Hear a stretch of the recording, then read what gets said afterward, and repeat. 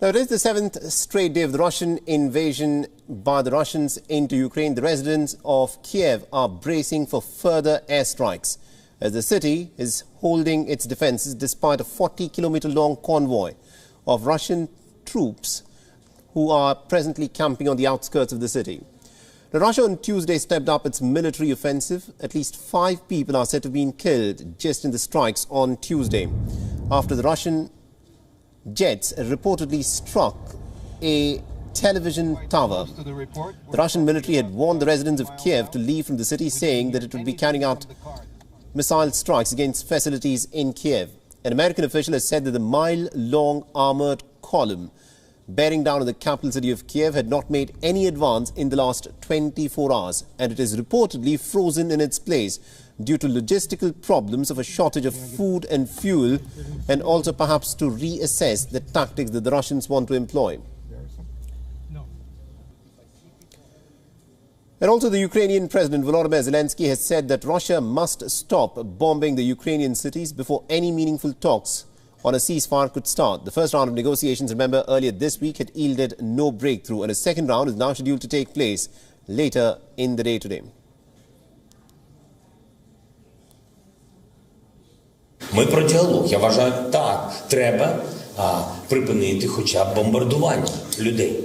Просто бомбардування припинити і після цього сісти за стіл перемовин. Партнери, якщо вони не готові брати Україну в НАТО, і якщо вони не готові брати Україну в НАТО через те, що Росія не хоче, щоб Україна була в НАТО, то є гарантії безпеки, напрацьовані спільні для України.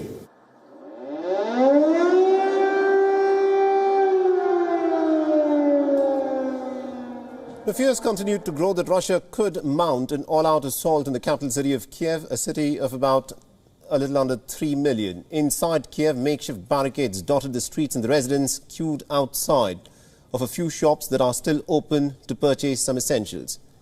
The Ukraine's Deputy Minister of Foreign Affairs shared a video of a destroyed residential block in a town located just 50 kilometers from Kiev.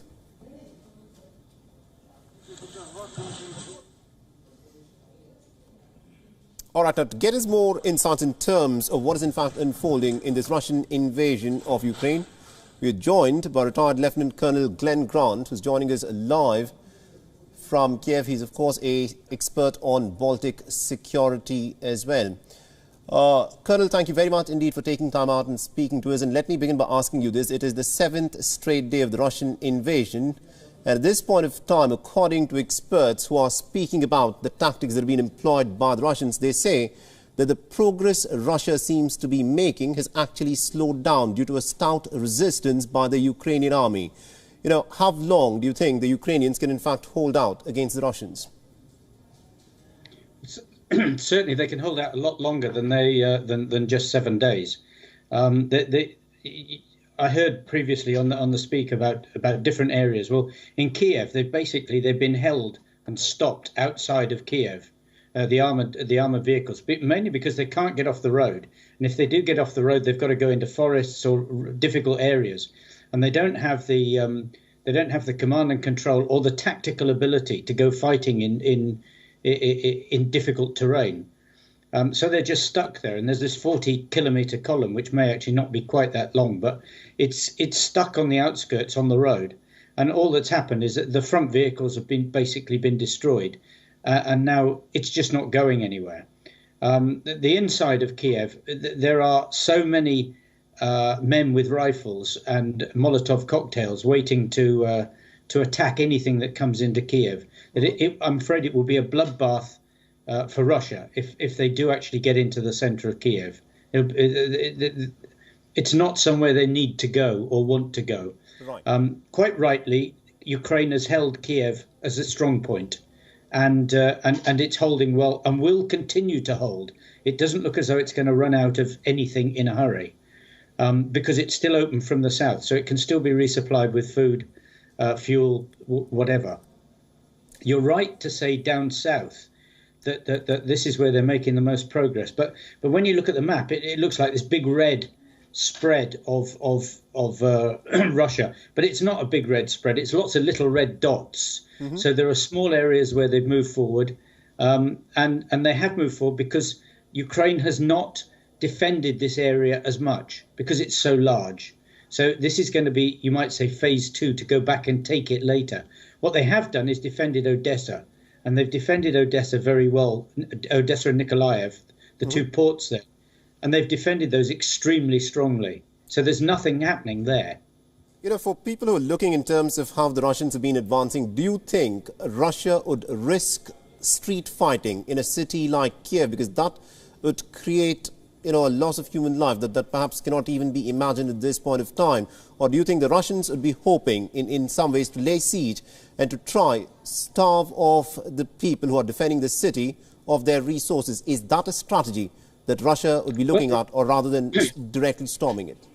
It's not clear what strategy they've got at all, because everything that they're doing is so poor in tactical and operational terms. I mean, if I'd have been a captain, when I was a captain, if I'd have produced those answers on my staff course, I'd have been thrown off the staff course for stupidity. They may be standing around the outside, but they're not standing around the outside blocking Kiev. They're just standing around the outside to one side of Kiev, and they're not having any success getting through. In fact, the soldiers keep pushing back and actually pushing those troops further away. If they come into Kiev, they're going to lose badly, because the soldiers are just not the quality. I mean, the conscripts especially. I mean, conscripts it's just children, and it's criminal that Russia has actually used them to go to war. They never should. I think it's actually illegal in Russia, but you know, it would be criminal. They would lose against effectively what are professional soldiers, some of whom fought in Afghanistan and also in the first rounds of the war against Russia. So they're quite skilled and experienced. And also looking at how Russia has carried out with its missile strikes. On the very first day of the invasion, we got reports that Russia is systematically going about dismantling the critical infrastructure in Ukraine so as to prevent the Ukrainians from having a capacity to, in fact, defend themselves. How successful do you think the Russians have been in dismantling Ukraine's military infrastructure? It depends what you talk about military infrastructure. I mean, in terms of air bases, in terms of the air defense system that Ukraine has, in terms of preventing Russia from getting air superiority. Yeah, half and half. I mean, they haven't actually destroyed much. And then if you look at the number of missile strikes on the first day, and then yesterday, it's dropped dramatically. I mean, the cruise missiles have dropped from something like 33, 34 on the first day to 2 or 3 yesterday. So this means that they are running out of cruise missiles, which are the ones for accuracy. And what they're using is what you call iron bombs, iron missiles, you just throw at a city, and it just causes massive destruction of flats and buildings and whatever when they land. And this is what you're seeing at the moment. This is almost like punishment. It's not military, because it's not actually doing anything military. It's just killing civilians and children. You could say we're in the punishment phase rather than in the military phase at the moment. Right. Now, people who are looking up in terms of how Russia has gone about specifically targeting certain cities, they say that Russia would want to create a corridor between the Donbas region to the Crimean Peninsula. Is that something that you think, in terms of how the Russians have been moving and maneuvering their resources, is that what they're trying to do, create a corridor to connect Donbas with Crimea? Yes, of course. I mean, this is important for them for logistic reasons, and also for their great, what they used to call Novorussia, to try and actually increase the size of the two, what most people call separatist areas, But they're not having any success in the Donbass. So what was the front line? That's holding quite well. And in fact, actually, in one area, the Ukrainians have started to counterattack. You could say behind them, they're coming out of Crimea and gradually moving forward. But they're not moving forward very quickly, because logistically, when they go too far, it means that the fuel supply becomes really, really tenuous, because this is a big country. Right. And this is why I say they're not in everywhere. They're in pockets. And there are huge areas in between those pockets that are still controlled that it's still Ukrainian without seeing any Russians at all. Now, looking at the progress that the Russians have made, it is the 7th day of fighting. Sometimes wars can drag on, depending on what the realities are on the ground.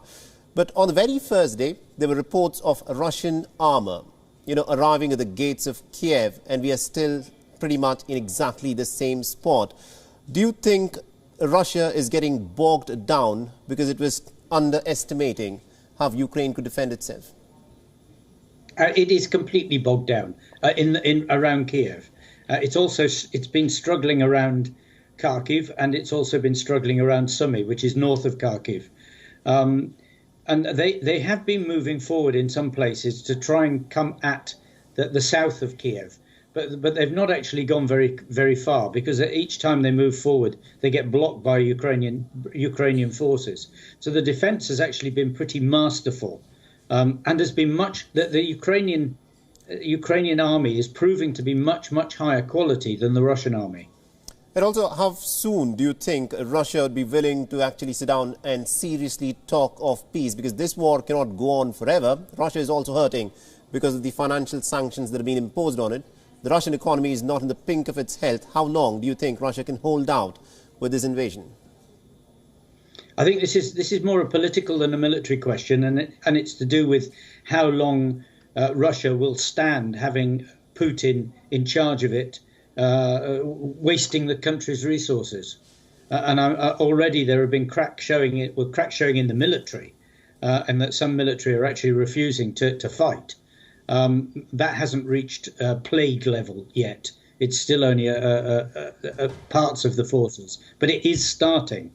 But in the political side, we've actually seen that some members of the military say that they're not happy, and some of the oligarchs have actually said that they're not happy with what's going on. So I think if they just keep losing, then at some stage in the next 3, 4, 5 days, people are going to start saying this is stupid, and we need to stop. And at that point, Putin's got a big decision to make. Does he keep going and lose his home base, or what? I'm not sure. All right. Lieutenant Colonel Glenn Grant, thank you very much indeed for taking time out and speaking to us, and also sharing with us these insights in terms of how the Russian military strategy seems to be finding it way too hard, at least harder than what it earlier had expected this invasion would be. WION is now available in your country. Download the app now and get all the news on the move.